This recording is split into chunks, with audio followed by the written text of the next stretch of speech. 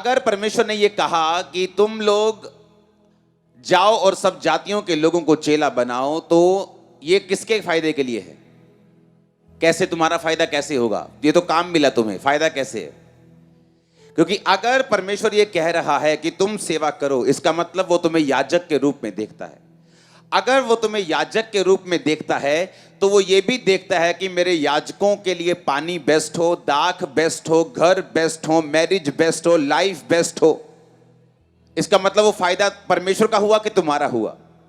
इस दुनिया में ऐसा एक भी वचन नहीं है जो परमेश्वर ने अपने फायदे के लिए लिखा हो, या ऐसा अपने लिए कुछ कहा हो जो तुमको परमेश्वर ने कहा हो, चाहे वो तुम्हारी पवित्रता ही क्यों ना हो, चाहे वो तुम्हारा सेवा करना क्यों ना हो, चाहे वो तुम्हारा परमेश्वर के आगे पीछे घूमना, प्रार्थना करना, फास्टिंग करना क्यों ना हो।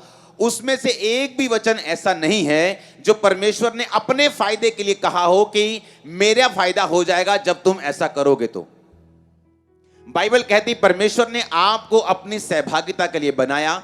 बाइबल कहती परमेश्वर ने आपको इसलिए बनाया कि आप परमेश्वर के साथ संगति कर सकें और उसका सारा फायदा आप ही को वापस मिल सके। आमीन। अब अगर परमेश्वर आपको कोई भी वचन कहता है, जिस तरह उसने स्वर्ग में जाते वक्त कहा था कि अब तुम सब जातियों को चेला बनाओ, बाप बेटा पवित्र आत्मा के नाम से उन्हें बैप्टाइज करो और बातें जो मैंने तुम्हें शुरू से लेकर मानना सिखाई हैं उन्हें मानना सिखाओ, और देखो जगत के अंत तक मैं तुम्हारे साथ हूं।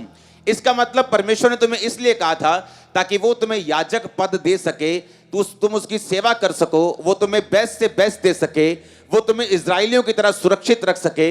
इजरायली जो खुदाबंद की सेवा करते थे, बाइबल कहती दिन को बादल, रात को आग का खंभा बन के वो उनकी रक्षा करता था, उसी तरह वो तुम्हारे घरानों को सुरक्षित रखेगा। बाइबल कहती परमेश्वर ने सोना और चांदी निकाल कर लेके आया, उसी तरह वो तुम्हारी फाइनेंस की सप्लाई को पूरा करेगा। बाइबल कहती वो उनको सुबह और शाम मन्ना खिलाता रहा, उसी तरह वो तुम्हारी फूड की सप्लाई को पूरा करेगा। बाइबल कहती कोई भी दुश्मन, कोई बड़ा राजा ऐसा नहीं था जो उनको हरा सका। परमेश्वर तुम्हारे दुश्मनों से तुम्हारी सुरक्षा करेगा और तुम्हें जिताएगा।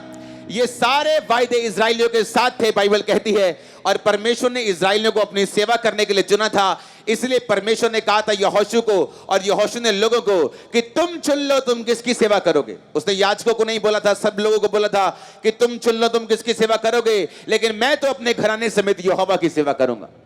आमीन।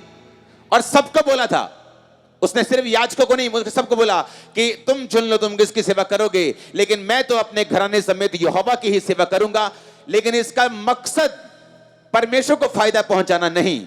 जब ये मेंटालिटी से हम आजाद होंगे कि हम परमेश्वर के आगे आगे भागे, वो हमारे पीछे पीछे भाग रहे कि हम उसकी सेवा करें, ये सही गवाही नहीं। कि मैं सेवा नहीं करता, प्रभु मेरे पीछे पीछे भागता था कि सेवा कर, ये राइट टेस्टिमनी नहीं। वो सेवा परमेश्वर इसीलिए कह रहा है कि तुम बचे रहो, तुम्हारा घराना बचा रहे। आमीन।